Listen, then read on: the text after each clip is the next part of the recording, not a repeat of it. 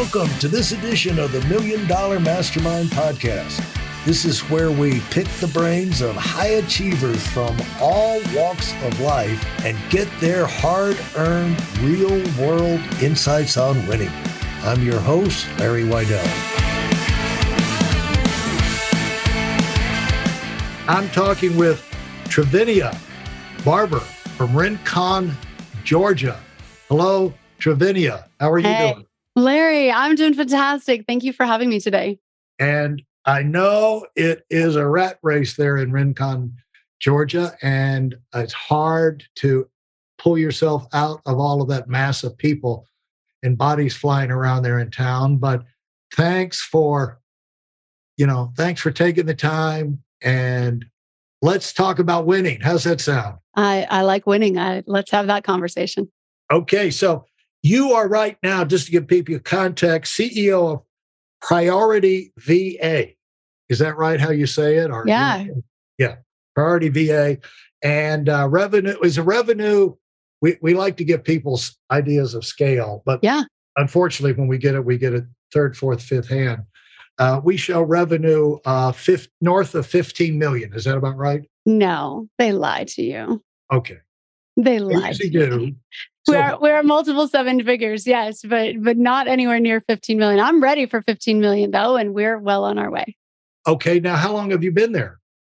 We've been in business 9 years this year. Eric, and by the way, for the editors, make a note for them to cut that out, okay? All right? I got it. Okay. So talk about we'll kick it off with this. Talk about your fun you've had growing and how the numbers have climbed since you've been in charge there with Priority.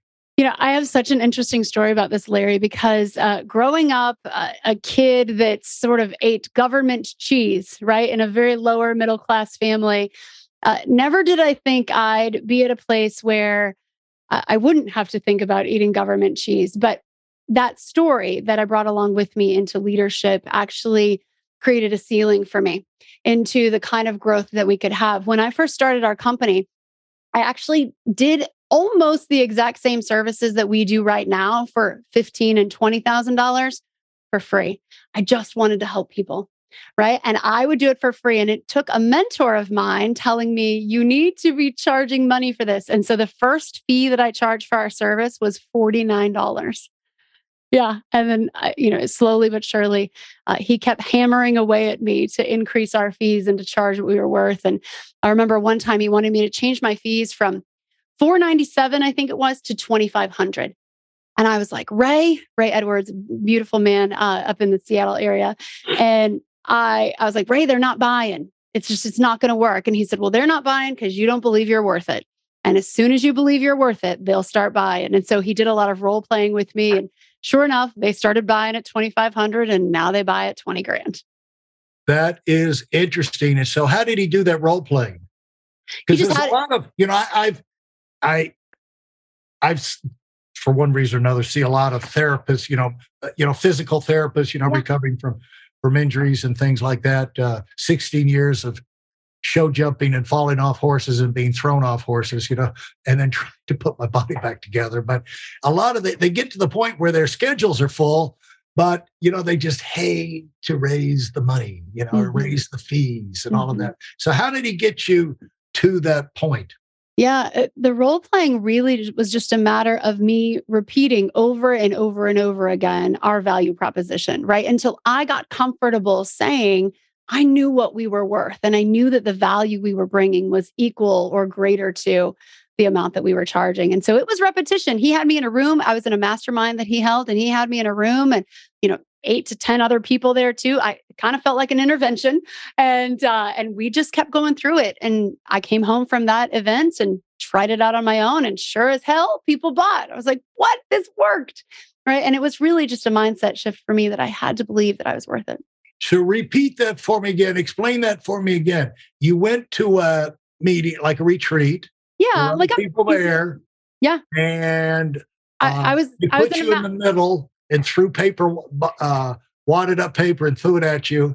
May as well have. and Yeah. said you're worth nothing. You're worth, and made you get mad and spit back at them or something. How did that work? Yeah, it was some weird kind of conversion therapy that worked. But basically, what Ray was trying to do with his intervention there was have me realize the value that we bring, and he had me go through all of the steps that we bring to match executives with their assistants, and he had me just continue to repeat that, and then ask the rest of the peers there, what would you pay for that? What would you pay for that? Right? And he kind of beat it into my head enough in the kindest and gentlest of ways that I was my upper limit, that it wasn't the market, it wasn't the wrong type of leads, it was me and in my head. What was the one thing you think that usually facts, it's the truth will set you free type situation, but you hear a fact or someone will state it to you in a way that is like, oh yeah, I didn't look at it that way. Was there anything that anyone said that allowed you to to create the crack in the door where some light could get in? Yeah, certainly. It actually narrowed itself down to the amount of hours that we spend working on a placement, right? So at the time, it was just me and I had a contractor assistant supporting me. And, I would put anywhere from 20 hours to 80 or 90 hours in a placement. And doing that math of what I was actually losing by not charging money was really, really eye-opening for me, that I was my own worst enemy when it came to growth and success. Yeah. And so, I started to tell you this story, but I'm self-editing myself because I don't want to give away any secrets that doctors have told me about some of their famous clients and everything. But in this situation, let's just say there's an extremely famous athlete. I won't say golf, tennis, or whatever, and I won't say male or female, so it'll be hard to nail me down. However, but this athlete who is a world beater, it came time to go to the next, they'd won 7 in a row. I will give that away. They'd won 7 in a row. And it came time to go for the last one.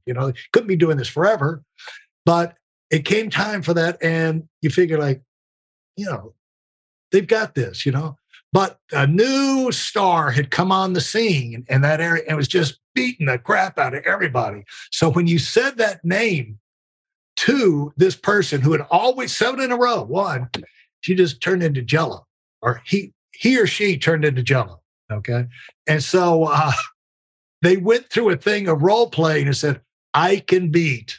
They did muscle testing, basically, where you put the arm out and you put pressure. I can beat blah, blah, blah. And I can beat blah, blah, blah. No. Yeah. And over time, it got to where rock solid, I can beat so-and-so, so-and-so. And she went out and won it. Yeah. Or let's just say he or she went out and won it. And now they've got 8.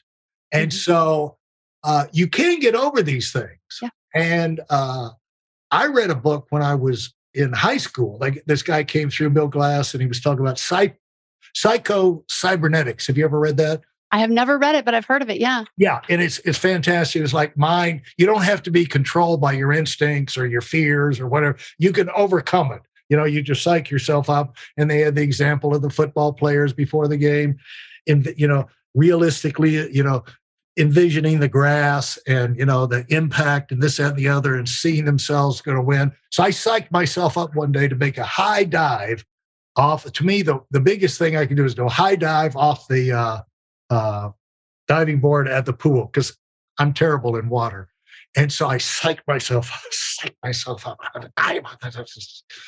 You see the form, you go. So I walked up there, psyched myself up, went and jumped, bam, and perfect. And as soon as I hit the water, my mind and body said, boom, don't you ever do that again. So you can psych yourself up to do some strange things, but it doesn't necessarily mean that it's the right thing for you. But it's the doing that will tell you whether or not it's the right thing. And so how did this unfold when you went back? Yeah, I got the reps in, right? I practiced a lot with my husband. I practiced with my assistant, and I just got the reps in. And and got a feeling in my body that changed. And I don't want to get a little, too spiritual here, but the feeling in my body ended up changing when I settled Go ahead into and the get as fact. spiritual as you want to get. Go ahead, knock Great. yourself out. Well, great. No, Because I think a lot of people need to get more spiritual because it's the connection of your whole being to where this is where you believe in it or not.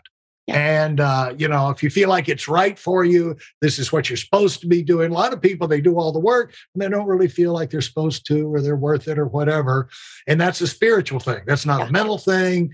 It's a spiritual connection exactly to their core of what they believe they're supposed to accomplish in their life. And so feel free to tap in. Oh, thank you. That. So I just got really still with myself, and I have this phrase that I use. I know it in my knower, and I knew that I was meant to do this, and that I was good at this, and that I was also worth the money that I was going to be charging to do it. And it was just a series of those events, just repetition, getting still with myself, and believing that I was worth it, that helped transform things. And we went from 2,500, I think, to 2,500 to 7,500 was the jump that we made. And then 75 to 10 to 15 to 20. And when you, what this service is finding executive assistants for businesses. Is that right? Correct. Yeah. We serve primarily entrepreneurs and executive CEOs, COOs, CMOs, anyone in the C-suite typically who has built an amazing business, but they have often done it at the expense of their sanity or their family or something else that matters to them. And so we pair them with executive assistants, either direct hire, full-time support, or on a fractional basis where we serve as an agency. Or they do it at the expense of their executive assistants. Yeah, also true. Sacrificed on the altar of the boss's dream. Yeah. People might say ego, but it's a dream. No, it's ego. Thankfully, we have a mentorship for executive assistants to help them too. Oh, okay, good. And so why do you have that sign, living the dream, behind you? I think that we get to create whatever we want in this life. And I think that sometimes we can be why limited. do you say that? Why do you say that? Because we can be limited by our I just like to challenge. I get my best answers when I challenge people. Yeah. We can be limited in our view of what's possible, right? And I think that we can either have a dream and keep it out there as something that's not attainable, or we can take actionable steps every day that are going to help us live that dream. And I think it's just a mindset shift. One of the best pieces of advice that I thought I wish I would have had is that your mindset guides everything. Right? If you think slow, you'll be slow. If you think negatively, like the sky is falling, it will fall. And so I want to live the dream every day instead of just wishing for it. I'm going to work for it instead. Yeah. And when we talk about, so to me, what I would interpret, that's the living part of it. You're doing things to make that happen. You're being proactive. You're living. You're not just reacting through life and complain. Oh, this rock fell out of the sky on my head, and look what they did. But you're being proactive, and you're starting with a list. This is behind like checklists and lists and to-dos and things like that. I noticed that your podcast is called Diary of a Doer, and so. When you're going to be doing things, usually you got it planned out in your mind, do this rather than that. This is where I need to spend my time. And then you go on the attack. So that's the living of it. But let's talk about, is it the dream or your dream? Yeah, it's my dream. It's my dream. And I think that my dreams have changed over the years, right?